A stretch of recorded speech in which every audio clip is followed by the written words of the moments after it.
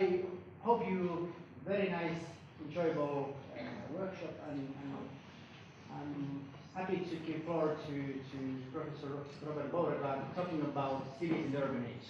So, Robert, please. Thank you, Jarmo. Thank you, Olivia, for inviting me. It's always a pleasure to come back to Finland and talk about cities and talk about planning and talk about the things that interest me. Well, what I want to talk about today is complexity. And in particular, I want to reflect on the way in which complexity figures into how we think about cities. Well, that's a very big topic, and to make it a bit more manageable, what I want to do is to use as an example what I call the urban age thesis.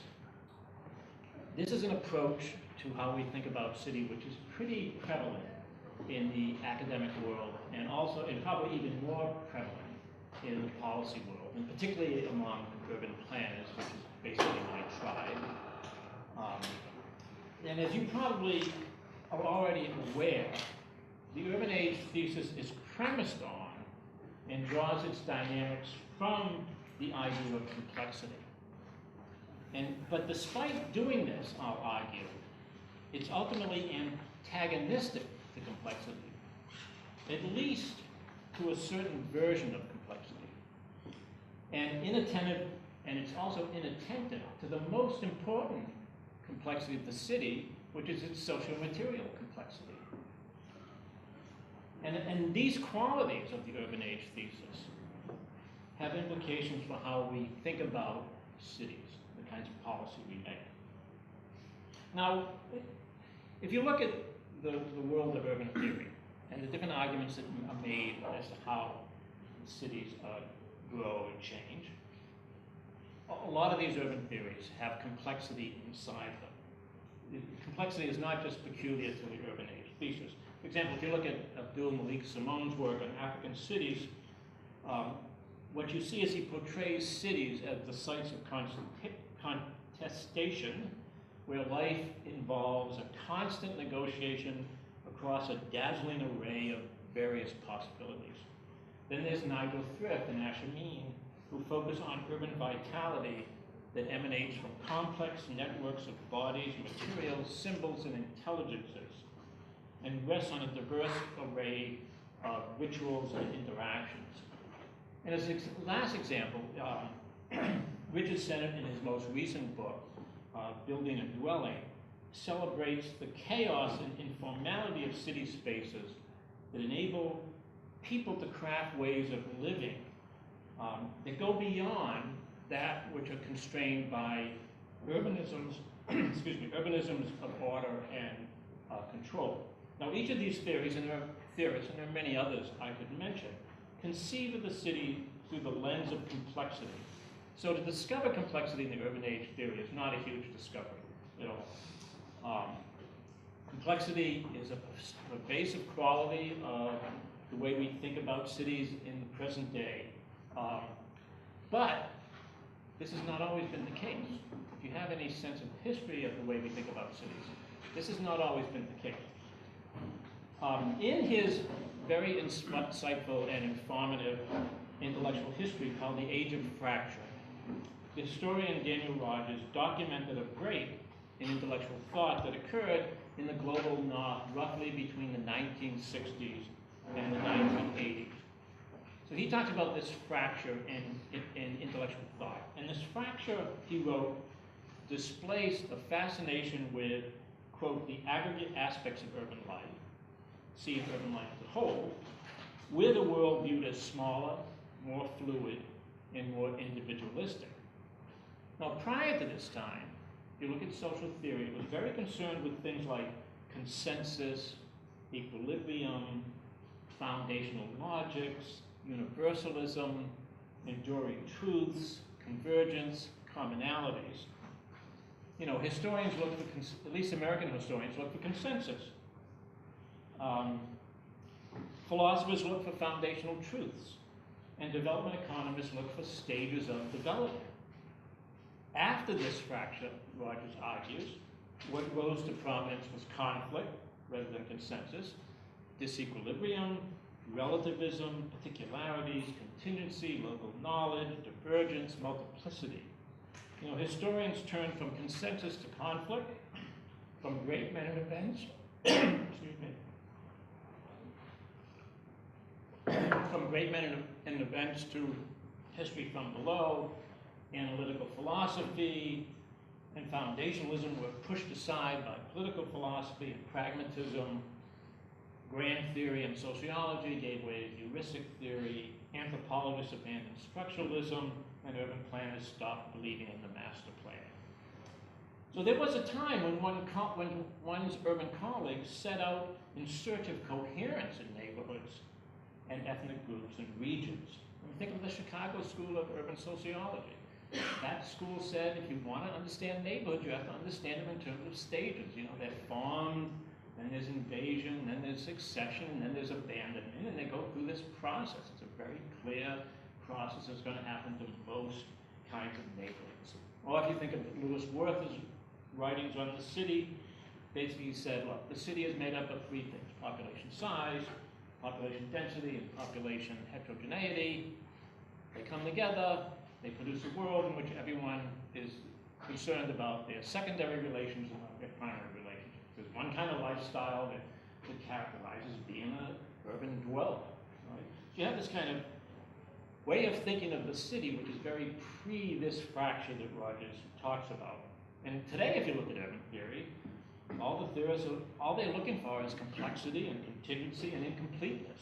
And it's a much different world intellectually in terms of how we see the city, not just, and I focus on theory, but not just theory, also in terms of policy. Right? We have a whole different approach to policy. Now, you can make a glib reading of Daniel Rogers' history, and you would say, well, this intellectual rupture he talks about, it's a displacement, right? That is, either you believe that cities are becoming more alike, convergence, or you believe that cities have a unique identity, and they're differentiating themselves, you know, divergence. You know, Tampere is not Venice. And that's one way to think about this. And what he talked about was a displacement. But you know, if you've made this shift, from this one way of thinking to another, what you would say is, well, wait a minute.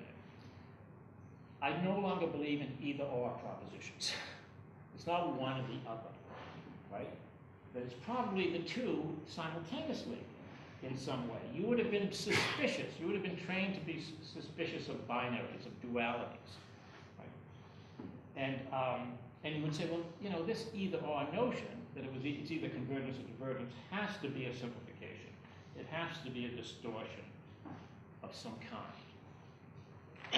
Well, if you look at this kind of an argument about this intellectual fracture and how we think about, how we have different ways of thinking about the world, and if you think about complexity, there was an article written in, published in 2002 by Shungun Kwa with the quite academic title, Romantic and Baroque Conceptions of Complex Wholes in the Social Sciences. And this notion was taken up later by John Law and some people in planning like Dean Hillier. And the intent of these scholars was to say it's not a displacement, but to blur the and in fact, to blur the distinction between complexity on the one hand and the absence of complexity on the other hand. Or to say it differently, to blur the distinction between complex systems and simple systems. In Kwa's conflation of complexity and simplicity, he begins by focusing on what he terms holism. The holism is this belief that is the ideal of integrating all the workings of nature into one whole. Right? You believe that things can come together into one whole. So within a holistic perspective, the world is considered to be hierarchical, and with new levels of integration always possible and always imminent. But you can always pull things together and make a whole out of them. Right? Regardless of the scale of disruptions and regardless of the amount of diversity you have in the system, you can always make it into a whole. You can always make it consistent. This is like one of the grounding truths of planning, that somehow you can bring everything together and make everything work just perfectly. So So that in this holistic world, complexity is always resolved into a more or less coherent whole. And Qua labels this romantic complexity. He labels this romantic complexity. And he contrasts this with something he calls Baroque complexity, that conceives of the world as made up of a, quote, sensuous materiality that flows in many directions. So you see a kind of shift from kind of holism to a disintegration of that holism. And that this Baroque complexity blurs distinctions and nurtures an inventiveness that produces an incessant flow of novel combinations. He further comments that whereas uncertainty in the case of romantic complexity poses an epistemological problem, that is, in a romantic complexity, the problem is epistemological. The problem is you don't know enough. And if you can just dispel your ignorance, you can solve the problem. But he says in Baroque complexity, the problem is not epistemological. It's not a problem of knowing. It's inherent in the system. That the complexity is so ingrained in the system that no matter how much you know, you're never going to solve it. You're never going to turn it into a whole. It's just there, right? It's inherent in the materiality of the world. So what happens is, John Law, out of the sociology of science, knowledge studies, John Law takes this idea and begins to reflect on romantic and Baroque complexity in relationship to the global and the local. And he, in doing so, he treats complexity of what I call syntactically and not semantically. What Qua does in his piece is he treats complexity semantically. He tries to define the term in itself. He tries to isolate the meaning of the term. What Law does is says, no, look, you don't try to define a term. You try to understand its relationship to other terms. That's how you grasp the meaning of the term. And Law says, he starts out with the claim that people associate complexity with the global and the absence of complexity with the local. This is his assumption. It's a pretty decent assumption. Effectively, he relates complexity to scale. Right? Big is complex, small is simple. And then he goes on to argue that in many people's minds, complexity is also connected to coherence, with the global understood as non-coherent. Now, with the global understood as a coherent condition, right? That this is what I think, that it covers the earth. I think of it like covering the earth. This is how I think we think of globalization. It's something that's coherent. It covers the world.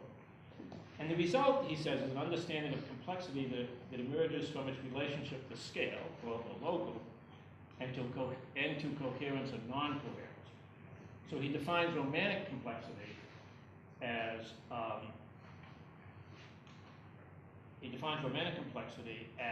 global and coherent, and Baroque complexity is local and non-coherent.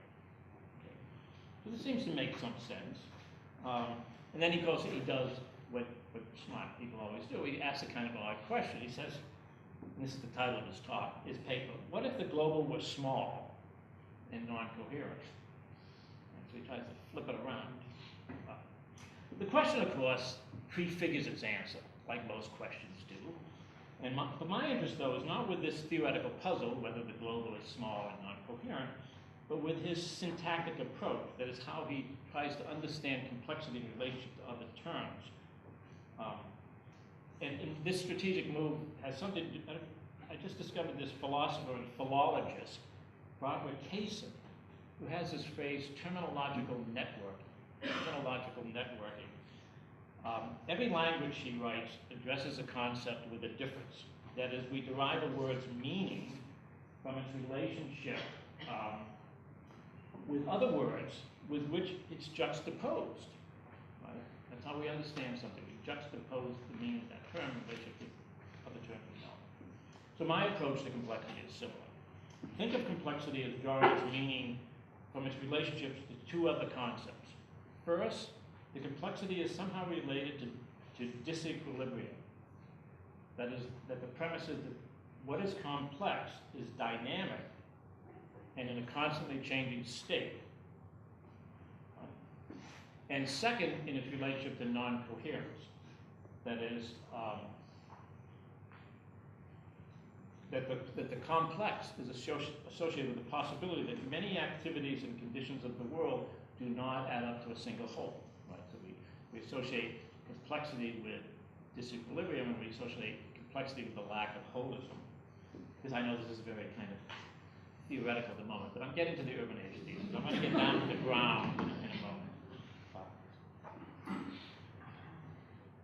Complexity, in short, is dynamic and non-coherent, and the non-complex, or the simple, if you will, is stable and coherent.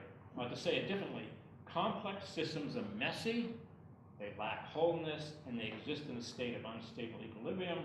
Simple systems are stable and coherent. And this applies to cities. If you read Abdul Malik Simone, if you read Nigel Thrift, Asher Mean, Richard Sennett, the contemporary cities, and particularly cities in developing countries, are complex, dynamic, and non-coherent. That's the way we think about them. There's a footnote here, and the footnote is this is a little bit different from the globalization argument, because I think the globalization argument says the global cities are complex and dynamic, but they're coherent. They're not non-coherent, they're coherent. Okay, so this is all background. Let's kind of jump over to the urban age thesis. So I said before that the urban age thesis is built on the notion of complexity. A city becomes prosperous and rises to national or even global prominence to the extent to which it constitutes an environment that nurtures innovation. Innovation is the key to sustained economic growth. Innovation creates new products, and these new products open new markets, and they expand existing markets. It also creates new ways of doing things that raise productivity and lead to higher wages, higher profits, and more jobs. Now, this innovation happens when people with ideas that are ill-formed or undeveloped, and currently without any kind of economic value, they encounter other people with other kinds of ideas. And when they discuss their ideas together, they discover ways of putting them in relationship to each other in profitable ways. This is innovation. It depends on how knowledge is being shared among people. The technical word is knowledge spillovers. Right? You have knowledge spillovers that drive innovation. These knowledge spillovers are enhanced by two qualities of the city: diversity of the city and the density of the city. Diversity provides a wide array of people with different interests and perspectives and motivations and resources. Innovation occurs at the intersection of these differences, where seemingly unrelated ideas are discovered to have something in common, a useful connection. Without this diversity, the range of ideas is relatively narrow and the potential for innovation is dampened. Knowledge spillovers require not just diversity, they require density. We need high densities of people and activities, because in dense settings, people are more likely to come into contact with each other. They're more likely to meet, they're more likely to talk. They're more likely to rub up against each other and create friction. You know? In a dense array of activities, one is more likely to find a range of available skills and resources and opportunities which one can exploit. Without this kind of density, without these resources, innovation can't happen. In the absence of density, people are less likely to meet, and the resources are not likely to be available. Now, furthermore, in the urban age thesis, what enables density and diversity to lead to cooperation and not conflict is tolerance. You know, it's always possible that if you have highly dense, highly diverse cities, that proximity is going to generate friction, and that this friction will stifle any kind of openness to new ideas and relationships. So that you need people to be comfortable living with diverse others. You need them to be comfortable in dense and diverse environments. Now the argument also, I think this argument also stipulates that it's not just tolerance that's important, but the minimization of government regulations. Regulations are believed to stifle opportunities by prohibiting certain innovations because they fall outside the bounds of what's normally acceptable. Or because they pose too many unknowns as regards the built environment, right? I mean, there's all this talk about how regulations tend to shrink the number of diverse physical spaces able to be inexpensively rented, or leased or used in ways incompatible with existing restrictions. At least from my reading of this literature, it does seem to be a concern that regulations can also confine densities to allowable limits rather than functional possibilities. There's this real relationship between density and regulations. So if describing the urban age thesis in this way should make it obvious that complexity is at the core of the urban age thesis. Without a diversity of people and places and ideas, knowledge spillovers are less likely to happen. Without a complexity of ideas and relations, innovation is blocked. Right? Complex cities are what generate innovation, not cities, for example, dominated by a single industry. Dynamic cities are prosperous cities. Instability is a positive condition. It engenders opportunities and disruptions and unknowns that creative people find stimulating. It's at the intersection of disjunction and fracture and difference that innovation happens. Where serendipity exists, innovation happens. And non-coherence also matters also in this argument. Regulations must be minimized. Opportunities must exist for people to fail. People must take risk. Right? I mean, the city must be non-coherent in this way. So to this extent, the urban age thesis seems deeply committed to the terminological network of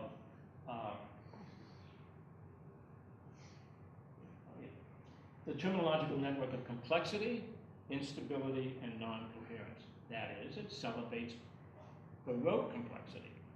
It's all about Baroque complexity. However, I think there's more to this story. Because I think that in the urban age thesis, there's a kind of resolution that occurs, that Baroque complexity is resolved into a kind of romantic complexity.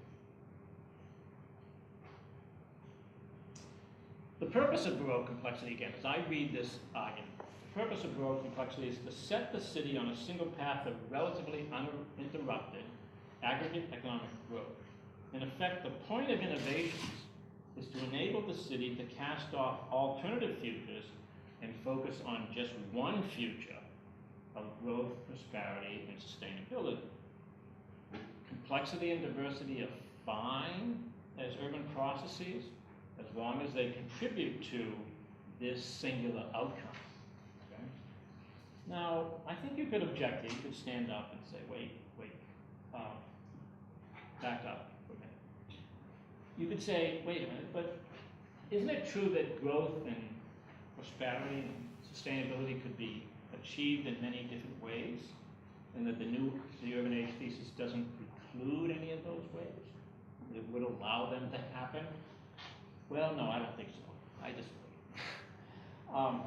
I think that these, in the argument, I think these qualities are fairly narrowly defined, such that there are not alternative futures that are being envisioned. Growth is confined to average incomes and property values and demographically to population growth. Prosperity is evidenced by discretionary income and an affluent lifestyle. Sustainability, which I think is a much lesser theme here, is indicated by energy consumption related to mass transit and building density. That is, it's not just any outcome the urban age thesis envisions, any urban future, but a very specific outcome, a very specific urban future. Further as regards outcomes, the urban age thesis also proposes to tame social diversity. There's one particular lifestyle that's favored in this argument, and that's a lifestyle which we could basically characterize as middle class. This is true of planning across its whole history. Planning has always been about making everyone into a middle class person, middle class household. That it's all about a middle class that has a lot of discretionary income. And that discretionary income is important because it animates public spaces. It animates the public realm. That's what we expect to happen here. And this makes the place exciting and it attracts more of those creative class people. And the middle class also serves as a market for all these new products and these new processes. You know, these innovative foods, you know, these new technological devices, these apps you can use to navigate the mass transit system, And they support the theater, music, and dance, and restaurants that make the city alluring. And then there's governance. I think, this is even, there's a certain way you think about governance from an urban age thesis perspective. You think about, the glib way of saying this is the smart city. Right? You think about the city as smart. And you think about governance as involving this whole smart city project. Right? So that governance is reduced, to use a phrase some of you might know, to the administration of things. Right? And then what we're not talking about in this governance approach that comes out of the urban age thesis is conflict, ideology, contestation, marginalization. Those things don't come up. They're erased. Agonistic politics are absent in the urban age. All that remains is a city that needs to be monitored and fine-tuned to be made functionally efficient and effective. And then people should just stand aside and let innovation happen. Now the point of this romantic complexity is progress, right? It's the historical movement of the city into a time when poverty, inequality, and intolerance no longer exist. This is all very laudable. I'm not dismissing this. And as more and more people become urban, which is what you're supposed to do under the urban age thesis, you're supposed to become urban. Everyone's supposed to go to the cities, because that's where life is good. And the cities increasingly rely on the knowledge economy, then urban ills somehow disappear. Now this world of growth, stability, and socio and economic coherence is a world of romantic complexity.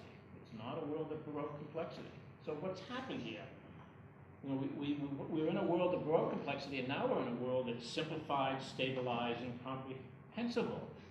So what's happened theoretically, and I think it happens in a kind of policy sense too, is we've turned Baroque complexity into romantic complexity. We've kind of shifted our perspective within the argument. And this resonates with Klaas' claim that because of holism, romantic complexity integrates disruptions. So I would go even further in my argument here to say that what's happened is Baroque complexity is displaced. Romantic complexity in the urban age thesis has displaced Baroque complexity. All right. Now there's another. Now you subject again. You should say, wait a minute, is this a problem? What's the problem here? This is nice. It's like a kind of an interesting talk. But should we really be concerned with this? Should we be bothered? Like this has happened? Or at least I claim it's happened. Well, I think we should.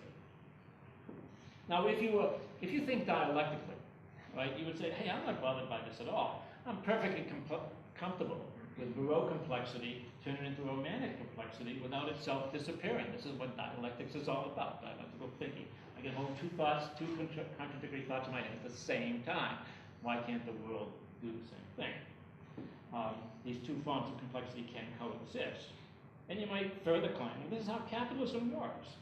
Works through creative destruction. Creates, destroys, those things are kind of going on simultaneously. What is your problem, Professor Beauregard? Well, I think there are a couple of problems.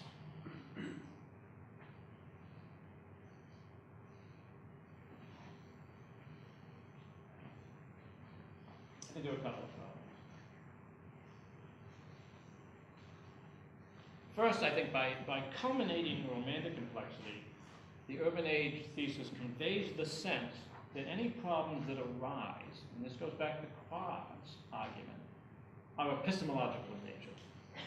They're a matter of knowledge. Thus, the smart city. If we just collect the knowledge, then we can solve the problems. But I don't think this is the way cities actually work. I see cities as being much more conflictual with this, much more contentious, much more difficult to resolve. A lot of these problems in the city are very difficult to resolve.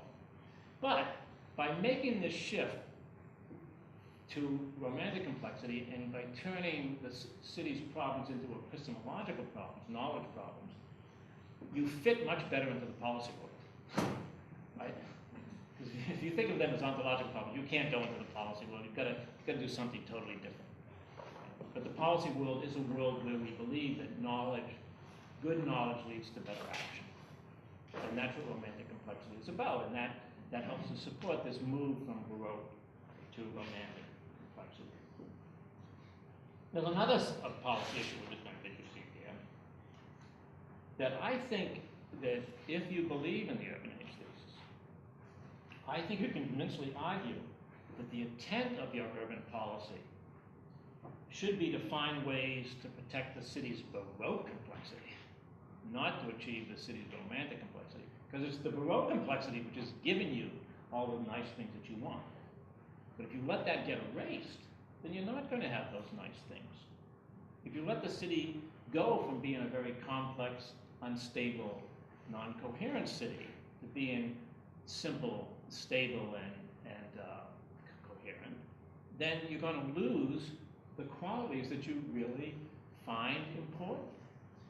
So you have to think, from a policy standpoint, you have to begin to think about how to make policy that enhances Baroque complexity. And I've had a few thoughts on this. For example, as a first approximation, what about policies that enable low-rent districts to continue to exist? This is a New York City problem. We're just pushing out all the low-rent districts. And I think that that's going to hurt kind of what I'm calling the Baroque complexity of New York City.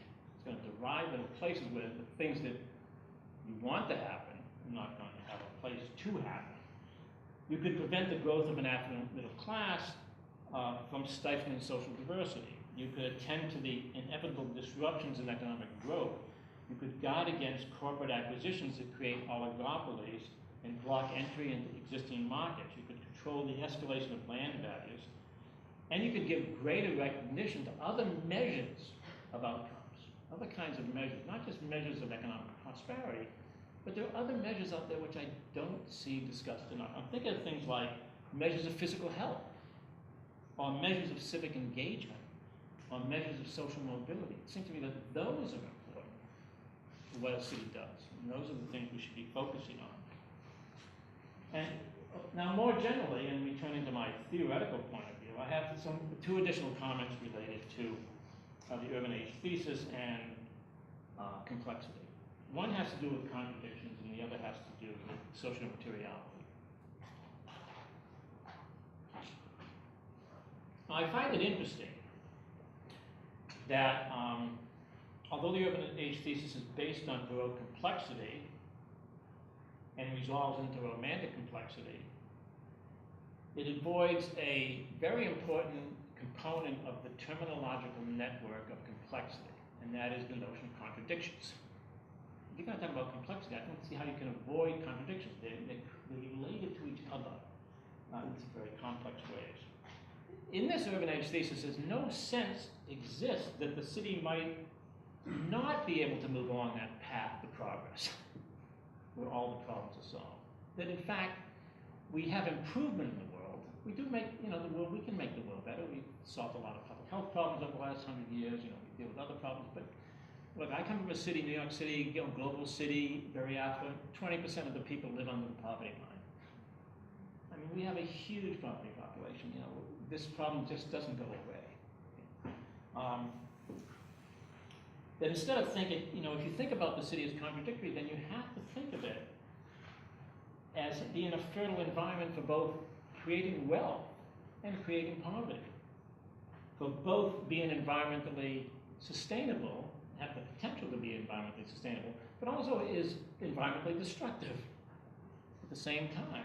As both being a place where you can enhance tolerance, but also you're going to exacerbate intolerance.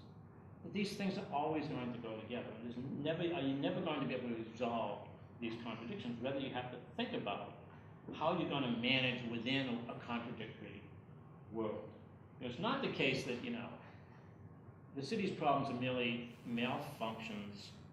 Once we gather the knowledge, we'll solve that problem and it'll go away. That's not the way it happens. You look historically, it's not the way it happens at all.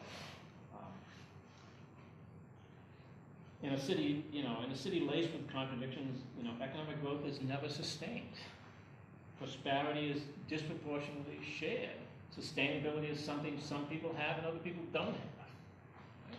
That you have to, I think, this is my argument, you have to think about this in this way. And in fact, one of the urban age theorists, Richard Florida, in his most recent book, The New Urban Crisis, actually recognizes this point. And the book is about how, even though the urban age path has led us to prosperity, it's also created greater inequalities. So Florida comes right to, Florida goes, as I think of it, Florida goes to the edge of the abyss for him, and he looks over. The problem is he then backs off. And instead of engaging with the contradictions, he says, oh, but, you know, we'll do just a couple of little, some things here and there, you know, we'll give the poor a little bit more money, you know, we'll give them some better housing. But my original argument is still intact, it's still good, not to worry. Okay, my second theoretical concern here has to do with the form of complexity that's marginalized in the new urban age thesis. And many other urban theories as well. I mean, it's not just the urban age thesis I have problems with along these lines. The issue is socio-material complexity. You know, the heterogeneity of humans and non-human things that together constitute the city. You know, for many people, they say, the city is a human creation. The city is its people. And I always want to jump up and say, no, it's not. The city is not its people. The city is a much more complex thing than that. The city is kind of, just, I'll even simpler, the city is this kind of relationship of people and their organizations, of nature, of technologies, of built forms. All of these things come together in the city.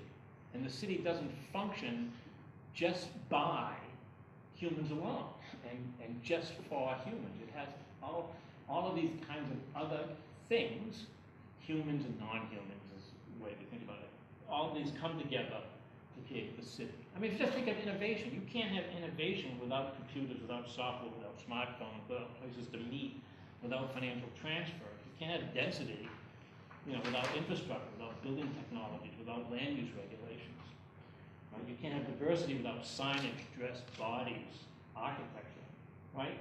There are a lot of non-human aspects of the city that are very important. I'm one of these people who believes no human ever acts alone. Particularly in our world, no human ever acts alone. We always act not only with other humans, but with other kinds of things. And you can't like dismiss those other kinds of things as just, the word is epiphenomenal. That is, they're just passive things, they don't really matter.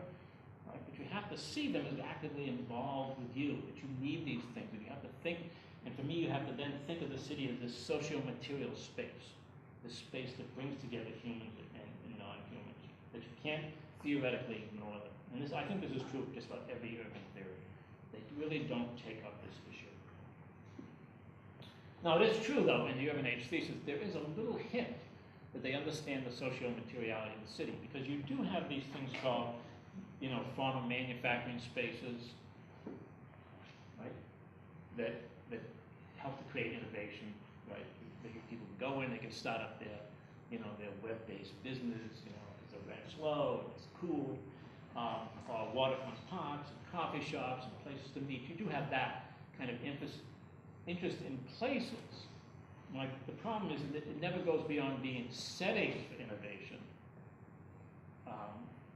There's a little, although in some of the architectural world, you do get this sense that there's understanding of the relationship between the space and the kind of activities that go on in it. Right? But in the larger urban age thesis, this is kind of marginalized. Okay, let me conclude. I don't think you can avoid in contemporary urban discourse, whether you're a theorist or a policymaker or a planner, you can avoid this notion of complexity. And it plays a really important role in this urban age thesis because it serves in the form of Perot complexity as the basis for the benefits that the thesis promises. That's the basis. That's why I say you have to focus policy on enhancing Perot complexity, because if you don't, then the whole argument goes away. This complexity, though, is subsequently, but the problem I have is that the complexity, this Baroque complexity, is subsequently resolved into the Romantic complexity that undermines the very dynamic upon which this prosperous city is meant to depend. Again, it does enable the urban age thesis to stay relevant within the policy realm,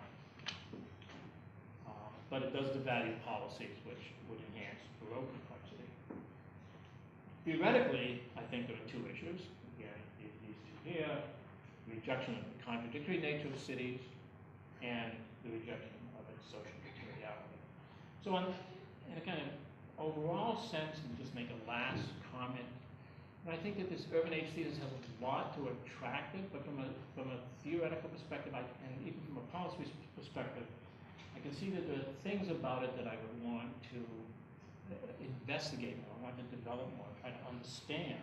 And particularly, I think that this notion of Baroque and romantic complexity might be a good way to begin. Thank you.